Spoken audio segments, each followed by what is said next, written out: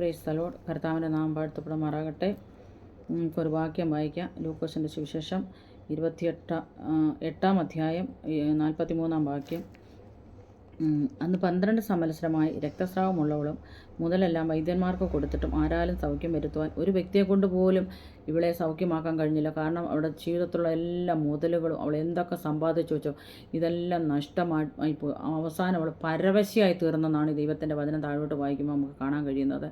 അവൾക്ക് യാതൊരു സ്വസ്ഥതയില്ല, സമാധാനമില്ല. അവൾ ഒരു യഹൂദ സ്ത്രീയല്ല, ഒരു ജാതിക സ്ത്രീയാണ്. അപ്പോൾ അവളെ കരുതുവാനോ അവളെ സ്നേഹിക്കുവാനോ അവളെ ഒരു കാര്യം ഒരു സ്നേഹത്തോടെ സംസാരിക്കാനോ ഒരു വ്യക്തി ഇല്ലായിരുന്ന സമയത്ത് യേശുവിൻ്റെ വർത്തമാനം കേട്ടുന്നു.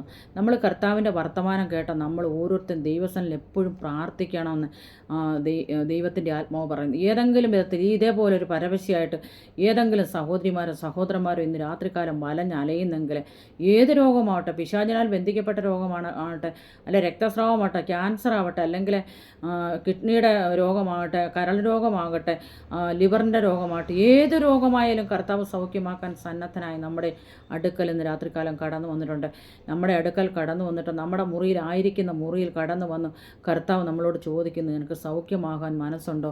കർത്താവിൻ്റെ അടുക്കൽ ചെന്ന് നമ്മൾ ആ വസ്ത്രത്തിൻ്റെ തൊങ്ങലെ തൊറ്റി അത് എഴുതിയിരുന്ന യഹൂദന്മാർ ആ വസ്ത്രത്തിൻ്റെ താഴെ ദൈവത്തിൻ്റെ വചനം എഴുതിയിരുന്നതായിട്ട് നമുക്ക് കാണാൻ കഴിയുന്നുണ്ട്. ഞാൻ നിന്നെ സൗഖ്യമാക്കുന്ന യഹോവ. എന്നാൽ ആ സമയം തന്നെ അവൾ ആ വചനത്തെ മാത്രം തൊട്ടപ്പോൾ ആ ശക്തി അവിടെ മേൽ വ്യാപരിച്ച സ്പോട്ടിൽ അവൾ സൗഖ്യമായെങ്കിൽ നമ്മുടെ കർത്താവിന് കഴിയാത്ത ഒന്നുമില്ല ദൈവജനമേ. ഇങ്ങനെയാണ് നമ്മൾ വായിക്കാൻ കഴിയുന്നത്. അവൻ്റെ വസ്ത്രത്തിൻ്റെ തൊങ്ങൽ തൊട്ടു.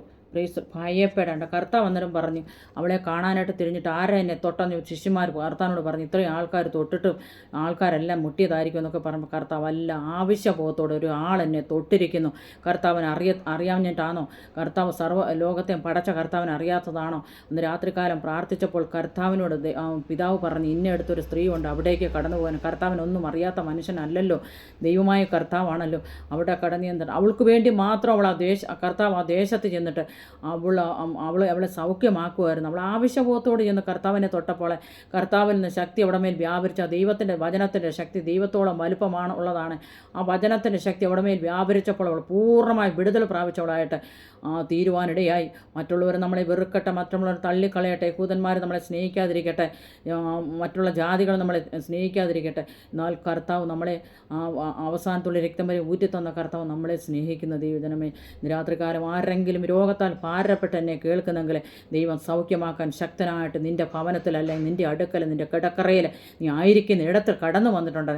രാത്രികാലം നിന്നെ സൗഖ്യമാക്കാനായിട്ട് നീ പ്രാർത്ഥിക്കും. നിശ്ചയമായിട്ടും ഈ സ്ത്രീയെ പോലെ നീ പ്രാർത്ഥിക്കുകയാണെങ്കിൽ പൂർണ്ണമായൊരു വിടുതലെത്തു വരുന്ന ശക്തനായ ദൈവം ഇന്ന് നിൻ്റെ സമീപം നിൽപ്പുണ്ട്.